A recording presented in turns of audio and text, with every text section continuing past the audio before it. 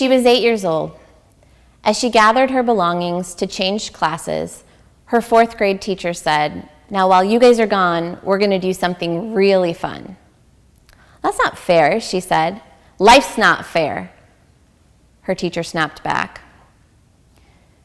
A compliant, quiet, rule-abiding student who certainly never challenged authority left the room red-faced and on the verge of tears, but also forever changed. That was a defining moment for that little girl.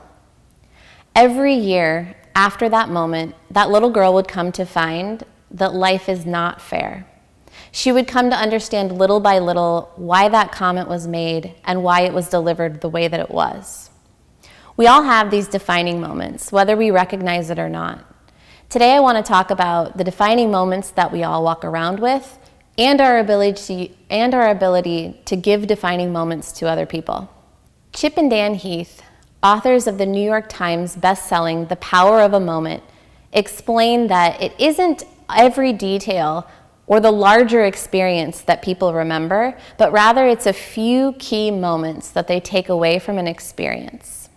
They describe 4 elements that exist in order to remember these moments well. Elevation, or a moment that goes above and beyond the everyday experience or breaks the script. Insight, or a moment of revelation or empowerment. Pride, or a moment where somebody is able to be courageous, receive recognition, or overcome a challenge.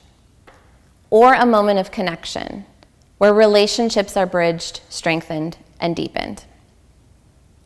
We can both experience and give these moments to other people.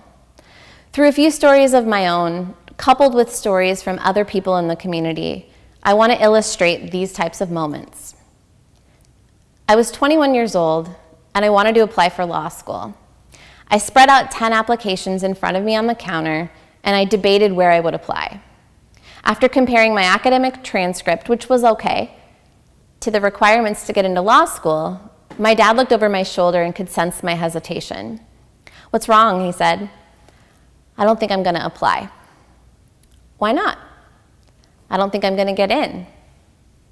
He said something next that would stay with me forever. "They have to take somebody. Why not you? If you don't try, the answer is always no." I lost my dad 15 years ago, but that statement has stayed with me and propelled several of the decisions that I've made in my life, both professional decisions and personal decisions, vulnerable and difficult conversations, and how I coach other people in their lives. If you don't create an opportunity for yourself, the answer is always no. Fast forward a decade or so. I'm having a difficult time in my life, and I reach out to my dad. He shares with me that back when my parents were getting divorced, he had a really difficult time as well. He chose to start talking to people on planes when he traveled for business, to gain insight into their triumphs, challenges, and stories. After talking with them, he walked away with a renewed strength. He shared this with me, and about a year after I lost him, I started talking to people on planes. Instead of sitting quietly in my seat, I turned to the person next to me and awkwardly started asking them about their life. I still talk to some of those people today. And he was right. Through opening up, sharing my story, and learning more about theirs, I was able to gain perspective and strength. A few years later, I was getting ready to have my second child, and I remember having a conversation about my career with somebody. I was sharing how excited I was for new goals and growth and where I wanted to take my job. And they said something to me that I'll never forget. They said, "Why don't you just wait until you have 2 kids and see how you feel?" And every stereotype about being a working mom shattered down around me. And I realized that I would forever be fighting the notion that you can't be both a good parent and have a successful career. That defining moment has impacted me in such a way that I want people to know that you can. It's not just me who has these stories. I talked to several other people, and they shared similar sentiments with me. Heather moved from Indianapolis to Fort Wayne, In Indianapolis, she was personally and professionally well known and had made an impact on the community. When she got to Fort Wayne, she found herself a little bit lost, striving to make an impact but not being sure how.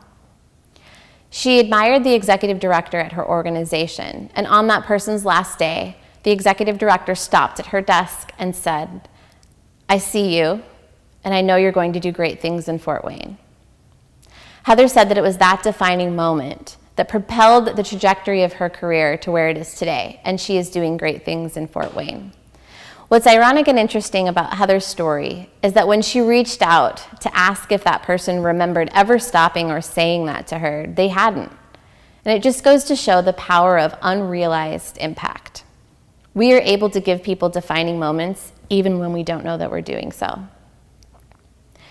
Johanna is an ex-member of an organized religious group.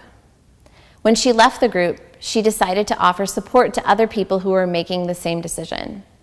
She shared with me that her defining moment came when a moderator of the group listened to the stories of the people in the room and then said this: "You have a lot of pain," and then went on to recount and articulate the pain she'd heard in the room that day.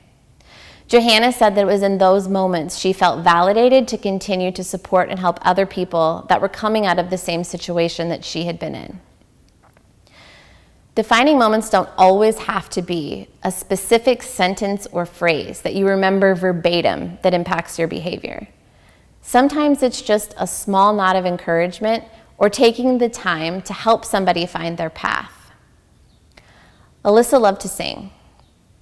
Between middle school and high school, she wasn't sure if she was going to try out for high school choir. Her middle school choir director encouraged her to do so, so she did. Her high school choir director became her vocal coach, and she then went on to work with the symphony. She said that without that encouragement, she probably never would have made that decision and would have regretted it today. Kelly has a similar story. In high school, Kelly was encouraged to attend a summer camp for aspiring female engineers. It's something that wasn't on her radar, but she attended because somebody had seen something in her and thought she should. Today, she's in a career she loves because somebody took a chance to offer her something. Sometimes moments are even bigger than that. Molly is a college student who visited New Orleans after Hurricane Katrina.